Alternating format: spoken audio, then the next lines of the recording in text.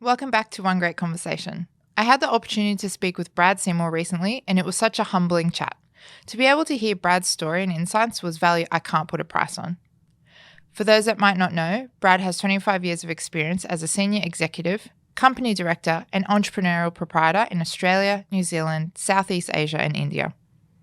He was a co-founder of Wizard Home Loans with Mark Boris in the mid-90s, a business created with the vision to drive real competition in the Australian and New Zealand mortgage market for the consumer and to monetize this proposition in amplified value to the shareholder.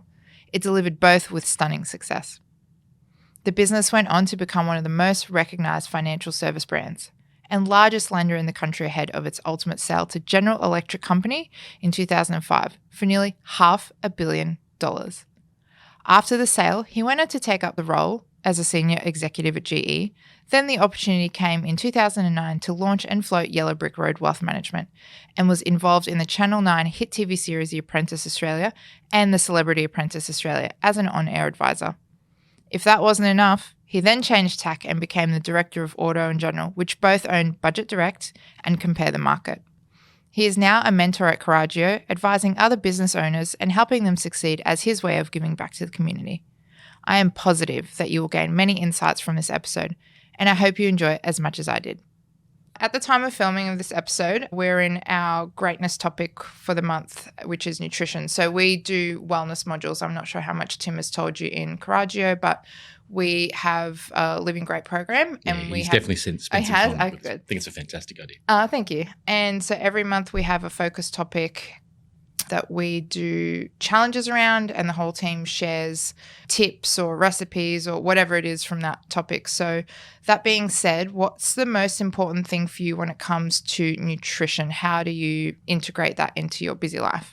So, Alma, thanks for welcoming me today to have a chat about this. Nutrition's been something that I'm terrible at. Very good at mental nutrition. So I'd spend a lot of time reading, a lot of time thinking, a lot of time training my brain. When it comes to the physical body, I'm terrible. But I'm luckily got an awesome wife partner who is really focused on it. So she helps me balance that. But if I'm away for a couple of days, I can kind of almost forget to eat. So I'm not the best spokesperson on nutrition, but one that I acknowledge the importance and therefore kind of outsource so that I don't miss the importance of that, to just being able to be mentally fit, be physically fit and emotionally fit. No, I love that. And so basically when you come back from those trips, it's just a matter of just getting back on the horse kind of thing. Yeah, get back in rhythm, yeah. I mean, there's some regime to what I do. I'm terrible, don't eat breakfast during the week, but my weekends get very normalised. But a little regime, I kind of tea and coffee in the morning, water first thing I get up. There's things like that I realise a little bit of hydration. I mean, it's mostly water. Definitely the night time is really where nutrition, good balanced diet, lots of food groups, the balance between the red meats and the whites. And so that's something that I've become aware of, but because I've got a great partner, it gets fulfilled. Nice. If it was me, maybe too many TVs. Again, not the banner boy for nutrition, but something I know the importance of and put something in place to make sure I deal with it. Nice. And something, it's quite a big thing for us at the moment, a theme. What does don't sacrifice great for good mean to you? Yeah, it's an interesting one. I, in a very young age, understood the importance of relentlessness, the strive to do something better. There was a kind of rule we always looked at was if you can make something 5% better, do it. And it's kind of a de-risk and an amplification. So stop, ask a question, seek counsel, look at it from a different perspective. And I don't know if it stacks to good to great or appropriate to not appropriate, but is there a better way of doing what you do? So don't get tied up in the way you do something. Just make sure you can question it and challenge it. And to me, the culture of that is asking great questions. So that great questions create great outcomes. So good to great to me stands for look at a new, better, different way to do something, but also don't throw the baby out with the bathwater. If you do something well, how do you keep doing it consistently? So we sometimes strive to do things differently all the time. You can kind of 5% benefit or 5% change is sometimes what you're after. But yeah, relentlessness is what it's about to me. Perfect. And how did you stay hungry to be able to take Wizard Home Loans to the next level? It's something that just, for me reading up about it before you came on the podcast was so huge, and what you've gone on to do from there. How did you take it to that next level? Yeah, well, the Wizard's such a long time ago now. The one thing about the Wizard Home Loans business, which was a little different to following business where we floated a company in Yellow Brick Road and I was a director of a large insurance firm, they had very clear strategic objectives. We knew what we wanted to deliver within a period of time, and we did that. Mm-hmm. To a degree, they're probably a bit safer, but for Wizard, we didn't have one big goal. We just had the goal to get bigger, better, faster, more profitable, and grow in a market. And therefore, you were never satisfied. You would never stop and say, we hit that target, what do we do next? The targets were always an ever-growing, ever-evolving target. Now, it sounds a bit haphazard, it probably was, but at that time, what we knew one thing, we're in a market that had an opportunity. So again, it was simply never rest, because there was always more growth, more opportunity, another competitor to beat, another customer to serve, another market to be in. And it was, fearlessness, because we started, it was the first thing a lot of us were doing at scale. So it felt like we had nothing to risk, everything to gain. And it was just an ultimate motivator just to keep doing more. As you do the second and third thing in life, there's a little bit more risk. Yes. So, I always reflect on the first thing you do. It's really the one thing that fearlessness is easier when you've got less to risk. That was a time that we just continued to strive for more, and the objective was just to get more. So it was an interesting kind of a driver. It was great success in the end. Yeah. I think anyone who was involved in Wizard will kind of look at that and kind of, they said there was nothing that we wouldn't try to do to get better and to grow and to improve and to deliver more to our people, our people involved in the businesses, the branch owners, and the customers. So it was interesting times. Definitely. And that sounds very similar to our core value, we stay hungry, because there is always one more conversation you could have, or one more visit, or one more great thing that you can do, that if you multiply all those good things. Yeah, just you that one never more. take success for granted. Yeah. I got this little saying: don't outsource your success. Don't leave it to your consultants, etc. Just there's another conversation. There's another thing you can do, and that concept. Talk to your customers. Listen to your customers. Yes. Ask them great questions. Be prepared to hear anything they're going to tell you, because if you don't, someone else will, and that's probably going to be a competitor. So that kind of comes back relentlessness. Find a way to keep asking. And be prepared to actually listen, and actually respond, and evolve the business. So the hunger is at the heart of any successful person I speak to. There's no doubt about that. Wonderful. And why do you think it's important to donate your time to Coraggio, where you're now a mentor on the board? Yeah, it seems a little bit kind of full of myself, but I feel a desire to give back.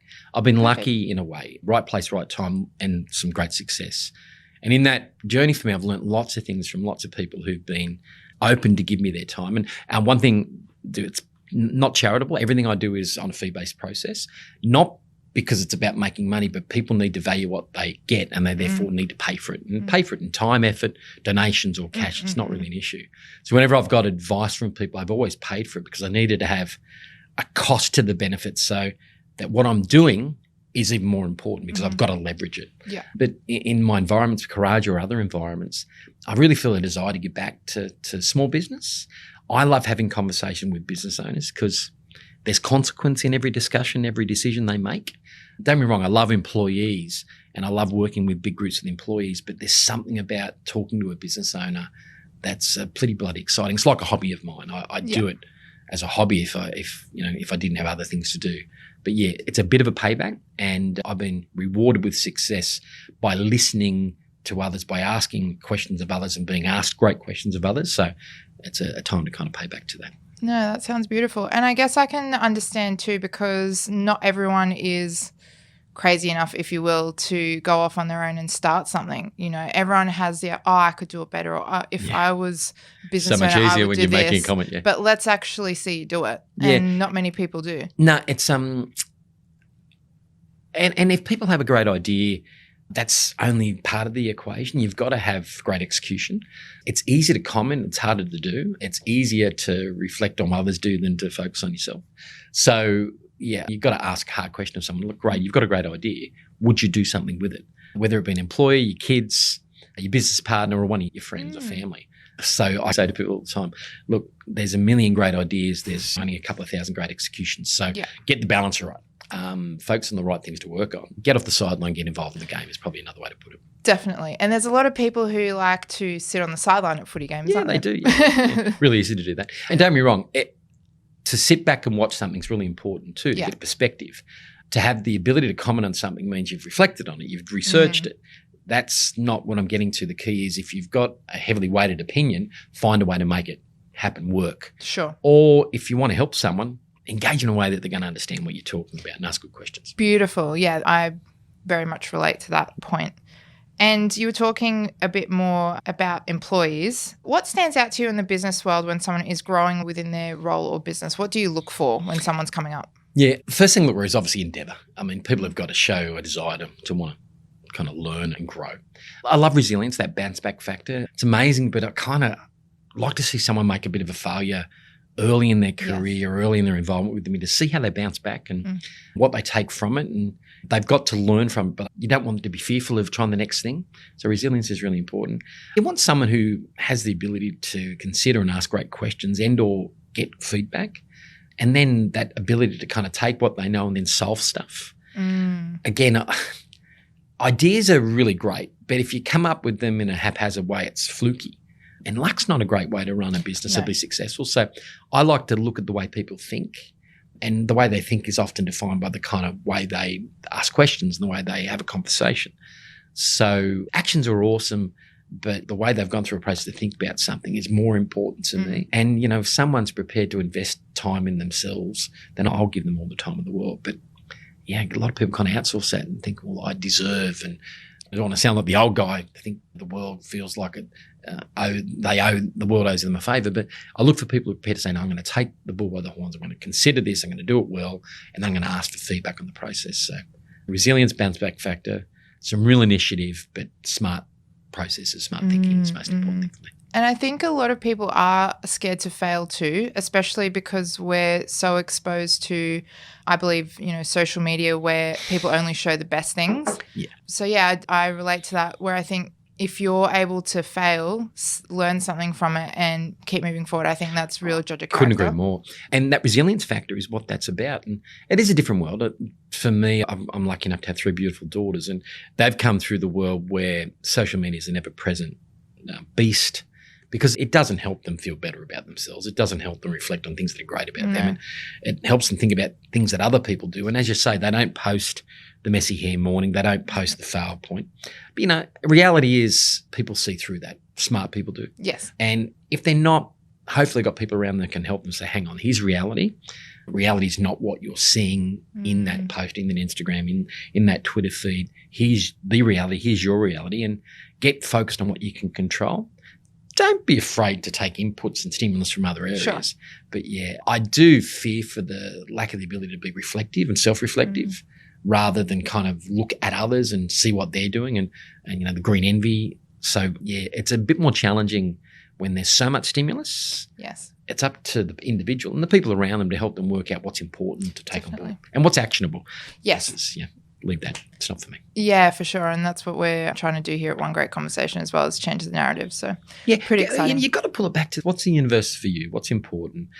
Not what you can control, but what can you be involved in, influence and understand and process. Otherwise, you get overwhelmed. Definitely. And we all have times we get overwhelmed and we find ways to deal with that. But the reality is if you can stop, center yourself, resilience, focus on the important stuff, bounce back, it sets you up for success, no doubt about it. Definitely. And I've got a couple of listener questions. So I let the audience know that you're coming on today. So wow, I'm surprised you've got any questions at all. They got a great memory to know how far back Wizard Home Loans was. Yeah. So this, I think, would be related to Wizard again. So first question, how did you raise capital for your business and how do you recommend raising capital for a business in general? Yeah, so raising capital is a really interesting piece. We've done it through multiple businesses in multiple ways. Done it with private funding through kind of placement with strategic investors, people involved in the ability to amplify your business. We've done that through an initial public offering, so floating a company, taking it public, and we've done it through debt, through bank funding. Yeah. So I'll come back to the examples in a sec, but the one thing that's most important in any of those processes is being aligned with your shareholders or your stakeholders. And that doesn't mean just when you start, but checking in through the process. So if you don't stay aligned and clarity on what the purpose for the money is, clarity on what your exit strategy is for the business or for the capital you're using, or the ability to pay that down, then you run into some real challenges over time. So that being the case, I do think that the most fail point I see from people raising capital is they're not clear on what they need the money for. Amazing as it is, they aren't really clear on the purpose and very specific. They're not clear on how they're then going to exit that and yield value for the investor. Even if it's the debt, how they're really going to pay that down. So that's one of the pieces. Have your strategy really clear. Raising money. So I said we were fortunate enough with Wizard to raise money through strategic investors, people who could help us amplify the business. So whether that be through the Channel 9 organisation, through using media, whether that be through financial markets investors that could help us raise money to lend for our mortgages. So we looked for people in our supply chain, I guess. Yeah. Media helped us get customers. The investors in the financial side helped us get the money to lend. So that's just who's important in your chain and can they benefit from being involved in you and you can benefit from their capital. So that's kind of called smart capital rather than just money. Yeah. The IPO, very, very difficult when you become a public company. You've got lots of scrutiny, lots of costs just to be in that environment and you're open to what happens in the market, not just your own performance. So interesting experience and one that I'm glad I did, but not sure that I'd do it again. Yeah, it doesn't sound like No, not either. Sure. So, yeah, but it's, you always chalk one up. And look, debt sometimes is the cheapest way to raise money because you're not giving a share of your business away, which you're giving away a share of upside when you take capital equity on rather than debt. But you've also got then your debt holder, your banks or bond holder you've got to look at. So lots of different ways to raise capital, but most importantly, work out what you need, what you're going to do with it, how you're going to apply it to increase the value of your business and what the exit for that is. Yeah. And then decide which way you're going to go about it. Sounds like a lot of strategy and planning, but worth it. A bit like building a high-rise building. You've got to think about the foundation before you get to the third or fourth floor. And I think people go straight to the money and how do I raise it. And it's a bit harder to raise money at the moment as inflation's hit, but a couple of years ago it was really easy to raise money. I think people were doing it just because you could raise it. Sure. Never raise money unless it's an important thing you're going to do with it because you're giving away something to raise capital.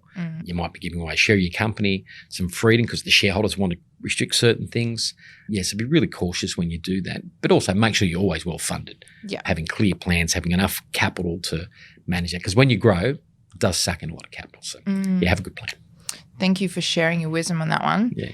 And the second listener question is, where is the best place to find angel investors? And did you ever use angel investors? I've never used angel investors. I've been involved with companies that have, when I say not directly involved, but in an advisory sense. So I'm not an expert in that space. There are a lot of well-defined clubs in the capital cities in Australia that are investors. There's a lot that work through groups of advisors. So they're not too hard to find if you jump on to Google and actually do that. There's groups in Brisbane, Sydney, Melbourne that do that. There's groups in the large regional centres. I know Townsville, there's a group of investors there that work together to fund businesses.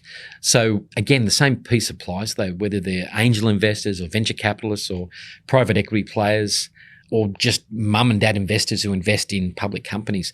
Just make sure you've got a really good plan because they're going to want to understand your story, the business, why it exists, what market it's dealing with, what problem the business is solving and how the capital you get is going to help you solve that problem and get market share, understand your margins, understand how you're going to grow and fund it, and then what your exit is. They might not be as sophisticated as the private equity investors.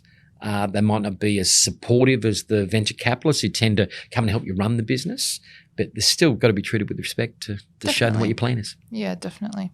Thank you so much. No problem. And when you think about your biggest challenge in your journey so far, what would that be and how have you overcome it? So honestly, and I reflect on this because in your pre-notes you mentioned you might ask this question. I really think it's actually been about believing in my own capability. I was a young guy that grew up in the west of Sydney and I was the first person in my family to go to university. Really? Ever. So when I arrived there, I felt like a complete fake. Sure. I only kind of lasted 6 months at university. I did succeed in the first 6 months, but every one of my mates was out working, earning money, and I had nothing. I was struggling to even pay public transport costs to get to university. So I decided to put my studies on hold. And my family didn't say, no, you shouldn't do that. They said, yeah, whatever. Amazing. So I kind of then, arrived at a business, a large bank, and met some people who ended up starting Wizard Home Loans with me. And before I knew it, I was in that environment and lucky enough to be involved with people of great, astute business owners in the Australian kind of business landscape. And I didn't feel like I was worthy of being in that. So it's taken me a long time to actually say, no, hang on, I actually am worthy, maybe because I was able to listen. I was a great sponge to learn things. And that comes back to now that I've believed in myself enough, I actually love being able to share that back. And one of the reasons I do work with small business owners in Australia is I love to share back things I've learned, because now I feel I've earned the right to celebrate my success, but more importantly, give it back to others, because that confidence is something that a lot of people struggle with. A lot of people go, wow, I got to here and I'm not sure if I'm worthy of being in this environment. So it took me a long while to come to terms with it. And there's no arrogance in that. It was just like wow, I had this great success. Yeah, reflecting on that now, it's been a great journey, and I'm glad I was never arrogant or had ego through that process. I didn't even understand what those things were. But yeah, that's been one of the things I've struggled with, to be frank, and not so much now. But I still reflect and go, sometimes feel like I'm commenting on someone else's life with what happened through those years. Sure. Yeah, and in that time, you've got to make sure you're still enjoying the journey, not just part of the journey. But yeah. Won't go too much more into that because that's a big one for me. And I feel like maybe this Mercury retrograde's got me feeling more emotional. So if I respond to that, I'll probably cry. I won't take you there. This is a great conversation, not a late night conversation. Yes. So we'll skip to the next one, but that was really impactful. Thank you. So do you believe that we can make a difference in the world by not subscribing to media, the negative mindset, all that sort of thing, and by doing things differently in business? Yeah, I definitely think the first part of that's an absolute given. Being caught in the negative mindset, looking for the sensationalist story. I'm sick and tired of reading about Meghan Markle's negative stories. It doesn't worry me. So the world gets caught up in looking for failures, looking for exposés. So we definitely can be a better world if we talk about things we're going to do and build positively. There's no question there at all. Whether it be for community, for business, for government. It's a Labor government we have, mate. We've got to work with the Labor government to help us grow the market, and they're going to help the underprivileged. That's fantastic. They need more help than big business does, but they've got to make sure they set a framework that helps big business, because that creates the money that funds the future programs. But when it comes to business, I do prescribe to, if there's a better way of doing it, finding it, but I don't prescribe to doing that just for the sake of it. Yes. Sometimes think people try to do things differently because it's different rather than it's appropriate. It's the right thing to do. So yeah, always challenge the norm. Always look for ways to innovate. But innovation's all about what's the problem you're trying to solve? Are you innovating the right thing, or are you just changing something for the sake of changing? Exactly. I definitely prescribe to negative thinking, and negative philosophy needs to be out. Doing things differently, yes, but only where it's appropriate, because the best thing to do is to learn from other people's failures. And if they've failed and proven a way to do it, then you can borrow that, because there's not a lot of new ideas in the world. Borrow great ideas, and that's why there's so many business books written and so many podcasts listened to. People want to learn from others so they don't have to make the same mistake. Yeah. It's actually about how you apply it yourself. Yes. So the application, the way you do it and doing that differently is important as different thinking. But yeah, look, challenge the norm, because you've got to challenge the norm to beat your competitors. But you don't have to be 100% different to be successful. Beautiful. And closing question, if you could share one piece of financial wisdom, especially in the climate that we're in, because it's affecting everyone regardless, what would that be? Yeah, I'm not a guy that gives investment advice ever, because that's something that I'm not qualified to do. Sure.